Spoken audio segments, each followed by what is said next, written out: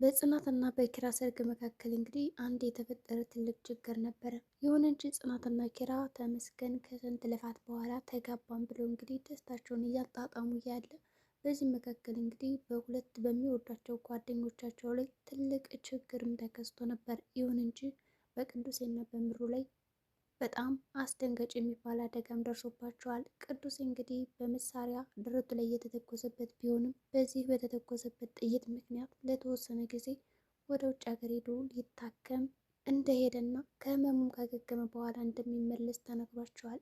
ነገር ግን ያቺ ሰላም የምትባል አፍቃሪ ተብዬዋ ቅዱሴን ካላየው ከዚህ ቤት ንቅንቅ አልልም በማለት እንግዲህ እየቀወጠችውም ነበረ። ይሁን እንጂ ያናት የሚባል ጓደኛው እሱ መቼም ቅዱስ ያለበት ቤት ያውቋል በማለት እንግዲህ ስትከታተለው አይተናል። በሌላ በኩል እንግዲህ ምሩ ከደረሰባት አንደኛው አደጋዋ ተጠቂት ስትሆን እሷ የደረሰባት ችግር በጣም ከባድ ሊባል የሚችል ነው። ምግብም መብላትም አትችልም፣ መናገርም ሆነ መንቀሳቀስም አትችልም። አጠቃላይ እንግዲህ ፓራላይዝድ ሆና ነው ቁጭ ያለችው። በዛ የተነሳ እንግዲህ ቅዱስ ሲተኮስበት አይታ ስለነበረ ነው ይህም የገጠማት። ይሁን እንጂ ምሩ ምንም እንኳን ብትታመም አሁን ላይ ናሆም እና አማቷ በጣም እያስታመሟት ይገኛሉ። ናሆም በጣም የሚወዳትና የሚያፈቅራት ሁሉ ነገር ብሎ የሚያስባት ሚስቱ እንደዛ ሆኖ ሲያዩት እንግዲህ ቅስሙ ሰበር እያለ ነው። ያውም ደግሞ ከባዶ ቤት እንግዳ እንኳን መጥቶ የሆነ ነገር ብሎ ጠጡ ለማለት ተቸግሮ ይገኛል። ያው ወንድ ልጅ አይደለም ማን ሰርቶ ያበለዋል? ማንስ ለእንግዳ ተነስቶ ጎደ ጎደ ይላል? በሌላ በኩል እንግዲህ አለምዬ ምሩ እንደዛ ታማ ካየቻትም በኋላ ልቧ ምን እንደነካት ባይታወቅም ከሰማይ ተነስታ እንግዲህ እናት ሆናላታለች። ምሩም እንግዲህ በዚህ የተነሳ እኔ ምንም እንኳን እንደዚህ ታምሜ ብሆንም ግን ሀማቴን ደግሞ ጥሩ ሰው ስላደረግልኝ እንዲሁም ደግሞ ባለቤቴን ከጎኔ ስላደረግልኝ በጣም አመሰግናለሁ እያለች እንግዲህ እንደዛ ታማ ራሱ ጸሎት ስታደርግ ነበረ። በሌላ በኩል እንግዲህ ትንሿ የቤት ሰራተኛዋ እንግዲህ ከነ ጽናት ቤት የገባችው አላስፈላጊ ድርጊቶችን እንግዲህ እየፈጸመች ትገኛለች። ይሁን እንጂ አንድ አፍቃሪ ነኝ የሚባል ሰው እንግዲህ በሆደ ህይወቷ መጥቷል። ጽናትና ኪራም እንግዲህ ትንሿ ትምህርቷን መቀጠል አለባት፣ በዛውም ደግሞ የቤት ስራ እየሰራችው መማር ትችላለች ከኛ በማለት እንግዲህ ትምህርት ቤት እንድገባ አስጀምረዋትም ነበረ። ጽናት እንግዲህ እኔ መማር ፈልገን የቀረሁት ስለዚህ በእኔ የደረሰ በማንም የቤት ሰራተኛ እንዲደርስ አይገባም፣ ሊደርስም አይችልም። ስለዚህ እኔ ያሳለፍኩትን ነገር ማንም የቤት ሰራተኛ ማሳለፍ የለባትም በማለት ልክ የእሷን ህይወት ወደ ኋላ መለስ ብላ በማስታወስ እንግዲህ ትንሿ ትምህርት ቤት እንድትገባ አድርጋን ነበረ። ይሁን እንጂ ትንሿም እንግዲህ በአግባቡ ትምህርቷን እየተማረች እያለ ግን ደግሞ የሚከታተላት ወንድ ስላለ በየመንገዱ እየሄደ ሰላም በይኝ፣ እቀፊኝ፣ እኔን ሰላም ሳትይ መሄድ የለብሽም እያለ እንግዲህ በግዴታም ቢሆን ያው እንድታቅበው እያደረገ ነው። ነገር ግን እሷ ያውን ክላስ መሄድ አለብኝ ስለዚህ ቻው ብትለውም እየሰማት አልነበረም። ይሁን እንጂ እንግዲህ አቅፋ እንዲለያት በማለት እንግዲህ ቻው ብለዋለች። እሱም እንግዲህ አንድ ሰው እኮ ሴት ቻው ማለት ነበረበት፣ እንዴት ነው ጸጥ ብለሽ ሄድሽው በማለት ሲያናግራትም ነበረ። ይሁን እንጂ በቃ ቸኩላለሁ በማለት ነበር ጥለው ሄደች። በሌላ በኩል እንግዲህ ኪራ የእናትና አባቱን ድርጅት በመረከብ አሁን ላይ እሱ የዛ የቤቱን መሳሪያ ወይም ደግሞ የዛ የትልቁ ድርጅት አስተዳዳሪ ዋና መስራች ሆኖ እንዲሁም ደግሞ አለቃ ሆኖ እየሰራ ይገኛል። በስሮቹ እንግዲህ ብዙ ሰራተኞች ያሉ ቢሆንም ከነዛ መካከል እንግዲህ እህቱ ትገኝበታለች። ኪያም እንግዲህ ስራ ተቀጥራለች። የምትሰሩም እንግዲህ ከአባቷ ድርጅት ሲሆን አለቃው እንግዲህ ወንድሟ ነው። እንግዲህ ወደ ቢሮ በማንኳኳት ከገባችን በኋላ ወንድሜ እንዴት ነው በማለት ጠርተውም ነበር። ይሁን እንጂ ኪራ እዚህ ስራ ቦታ ነው ያለነው፣ ቤት ውስጥ አይደለንም፣ ስለዚህ አለቃ ብለሽ ጥሪኝ በማለት ነበር ያስገባራት። ይሁን እንጂ እንዴ ምን ችግር አለው ወንድሜ አይደለበት ትለው፣ አይ ተናግሬያለሁ፣ ከዚህ ስራ ቦታ ነው፣ ቤት ውስጥ ስንሆን ደግሞ ወንድሜ ማለት ትችላለች በማለት እንግዲህ ፈቅዶላታል። ይሁን እንጂ ጽናት ካገባቸው በኋላ ኪራን ምንም አይነት ጊዜ እየሰጣት አልነበረም። በአንድ በኩል ስብሰባ ይላታል፣ በአንድ በኩል የሆነ ቀጠሮ አለኝ ይላታል፣ በሌላ በኩል ደግሞ ቢዚ ነኝ ይላታል። ራት እንኳን ዛሬ ጋብዝሻለሁ የኔ ውድ ሚስት ብሎ እንግዲህ ሆቴል ደውሎ ካዘጋጀም በኋላ ቦታ ነገር ግን ረስቶት ወደ ሆቴል ሊወስዳትም አልቻለም ነበር። ጽናት እንግዲህ በጉጉት እየጠበቀችው ነበር ራቱን። ከብዙ ጊዜ በኋላ እንግዲህ ከተጋባን በኋላ ለመጀመሪያ ጊዜ ራት ወተን እንበላለን ብላ ሰፍ ብላ እንግዲህ ጓደኛዋን ኔናን ራሱ የትኛውን ልብስ ብለብስ ያምርበታል ለራት የሚሆን በማለት ስታስመርጣትም ነበረ። ይሁን እንጂ ኔናም ይሄንኛው በጣም አሪፍ ነው በማለት አማጣታለች። እንግዲያውስ እሺ ግን ወደ ልትሄድ ነው ስትላት ኪራ እኮ ራት ጋብዝሻለሁ አለኝ በማለት ነበር የመለሰችው። ይሁን እንጂ እንግዲህ ጽናትም የምትለብሰውን ልብስ አዘጋጅታ ነበር የጠበቀችው።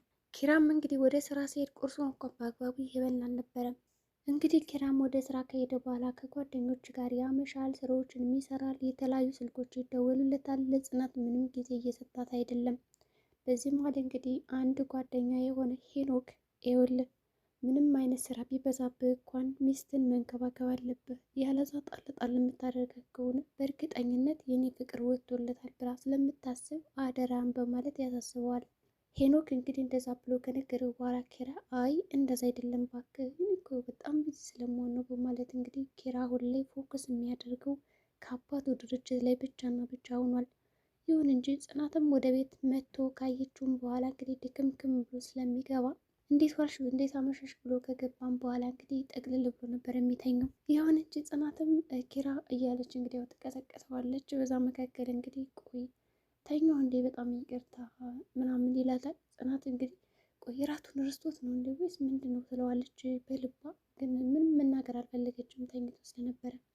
ከቀሰቀሰችው በኋላ እንግዲህ ቆይ ራት አቅርቤ ይቅርታ ተኛው አይደል ይላታል። እንዴ እሺ በማለት ነበር እንግዲህ ምንም ሳትናገር ለተወሰነ ጊዜ ወደ ሳሎን ሄዳ ራት ያቀረበችው። በሌላ በኩል እንግዲህ ትንሿ ከትምህርት ቤት መልስ ያው አሁንም በመንገዷ የአፍቃሪዋ በጣም እየተከታተላት ይገኛል። ይሁን እንጂ አሁን እወድሻለሁ እያላትም ነበረ። እሷ ግን እኔ ትምህርቴን ነው መማር የምፈልገው፣ ኪራና ጽናት ልክ እንደ እናትና አባቴ ናቸው፣ የቤት ሰራተኛ እንኳን አልመስልም፣ ስለዚህ ትምህርት ብቻ መማር የምፈልግ ትለዋለች። እሱ ሊሰማት አልቻለም። ይሁን እንጂ እሺ በማለት እንግዲህ አሁንም እንደተለመደው አቅፋቸው ብለዋለች። ጽናትም እንግዲህ ሳሎን ላይ ቁጭ ብላ እየጠበቀቻት ነበረ። ትንሿ የት ነበርሽ እስካሁን ብላታለች። ልክ እንደ ልጇ አይታት ትንሿም እንግዲህ ትምህርት ቤት ነበርኩኝ ትላታለች። አመሸሽ ስትላት በቃ ድንገት ያው ስራ በዝቶብኝ ነው ጥናት አለ ፈተና ምናምን ብላ እንግዲህ ትሸውዳታለች። ጓደኛ ጋር ወይም በመንገዷ የሆነ ሰው እንዳለ እንደሚያስቸግራት አልነገረቻትም። እንግዲህ ምን ልስራ በማለት እንግዲህ እሷም ከትምህርት ቤት መልስ ጽናትን ስጠይቃት ምንም ችግር የለውም አሁን ከትምህርት ቤት መልስ ስለመጣሽ እጅና አረፊ ደግሞ ፈተና ላይ ብለሻል አጥኝ እኔ ራት እሰራለሁ በማለት ጽናት እንግዲህ የእሷን ስራ ለመሸፈን ትሞክራለች። ባይሆን ቁርስ ትሰሪያለች ትልና እንድትተኛና እንድትሄድ ታረጋታለች። እንግዲህ ትንሿም እሺ በማለት ነበር ወደ ውስጥ የገባችው። ይሁን እንጂ ኪያና እንግዲህ ሄኖክ ምንም ሊግባቡ አልቻሉም። እንግዲህ ኪያም አጅሬት አትንካኝ ትለዋለች። ሄኖክም እንግዲህ ከስራም ከምንም ኪያን ባገኘ ቁጥር ለማናገር ይሞክራል። ኪያ እንግዲህ ያው ቆልፋ ትጥላለች ማለት ነው። እንግዲህ ጓደኛው ኪራ ራሱ ይስቅበት ነበር። እኔ እኮ ድሮም ብዬ ነበረ ከኪያ ጋር አትነካካ፣ ኃይለኛነት ወንድ ናት ሰባብራን የምጥልህ ብሎት ነበረ። እንግዲህ ያው ሄኖክም ሲነገር አልሰማም እና ስለዚህ ያው በካልቾ ተብሏል። ካልቾ እንግዲህ በጣም አሳምሞት ነበረ። እንግዲህ ያው ኪያም ወደ ቤቷ ተመልሳለች። በሌላ በኩል እንግዲህ ሰኒ ከጆከር ጋር በጣም ደስ የሚል ጊዜ እያሳለፈች ትገኛለች። እንግዲህ እህቷ አድራ ብለው ሄዳለች። እንግዲህ ጓደኛዋን እንግዲህ እሱ እንዳስፈታት ብዙ ነገር አድርጋ ነው የነገረቻት ለእህቷ። ይሁን እንጂ እየተንከባከበን ነው የወደዳት ይመስላል። እንግዲህ ሰኒ ደግሞ ስልኩን እያየ ነበር እና በጣም የምወዳት ልጅ ቆንጆዬ ነች እያለ ፎቶዋን ሲያስቀናትም ነበር ቁጭ ብሎ ሳሎን ላይ። እንግዲህ ሰኑም ማነች እሷ ለምን አታሳየኝም ትለዋለች። እሱም አይ ማየት የለብሽም ትቀኛለሽ እያለ እሱ ሲያስቀናት ነበረ። ይሁን እንጂ እንደዛ ነው በቃ በማለት ያው ስልኩን ተመነጥቀዋለች። ከመነጠቀችውም በኋላ ግን አጅሬ አምጩ ስልኬን በማለት ያው ተሸክሟን ነበር። ከዛ እየተሳሳቁ እንግዲህ ስልኩን ትመልሳለች። እንግዲህ ሰኒም ያደረገችው ነገር ምንድን ነው በቃ እኔም ቦይፍሬንድ አለኝ በማለት ያው ሸክ ብላ ለመውጣት ትሞክራለች። በሌላ በኩል እንግዲህ ያ ጓደኛው እያስገደደው ነው። ገላታለሁ እሷ ናት እቅዴን ያበላሸችብኝ እያለ ይዝታል ስፒድ። እሱ ደግሞ ምንም እንዳነካት እያለው ነው። እና አንድ ዛፏ ብላ ስትወጣ ወዴት ነው የምትሄጂ ነው የተመለሽ ይላታል። እሷ ደግሞ ቦይፍሬንድ የላከኝ ነው በማለት እንግዲህ ቅጥል ታደርገዋለች። እሱ በእርግጥ ነግቶባታል። ለማስቀናት እንደሆነ እንደዛ አደረገችው። በቃ ሄዳለሁ ብላ ሄደች። ወዲያውኑ ደግሞ እሱ ከኋላ ይከተላታል። ግን ደግሞ መጨረሻ ላይ ምንድን ነው የእውነታውን ጓደኛ ባገኝ ጥሎ ነው በቃ ዝም የሚለው ምናምን እያለች ነበር ሰኒ። ከዛ ዞር ስትል ደግሞ ከኋላዋ አለ። ከዛ ወዴት ነው ስትለው መንገድ አይደል በቃ ተገናኝን ይላታል። ለማንኛውም እኔ ወደ ምሮ እየሄድኩ ነበር ና እኔ ትልና ይዘው ትሄዳለች። እንግዲህ ከምሮ ጋር ከሄደች በኋላ ከጆከር ጋር ያላትን ነገር እየነገረችው ነበር። ብታይ ያስቃል ምናምን ትላታለች። ምሮ ተደስታለች። በሌላ በኩል እንግዲህ የናሆም አባት በጣም ተጨንቆ ይገኛል። ልጅን በህልም ያየሁት እንሂድ በጠዋት መሄድ አለብኝ ይላል። እንግዲህ ናሆም ተጨንቋል በምሮ ጉዳይ።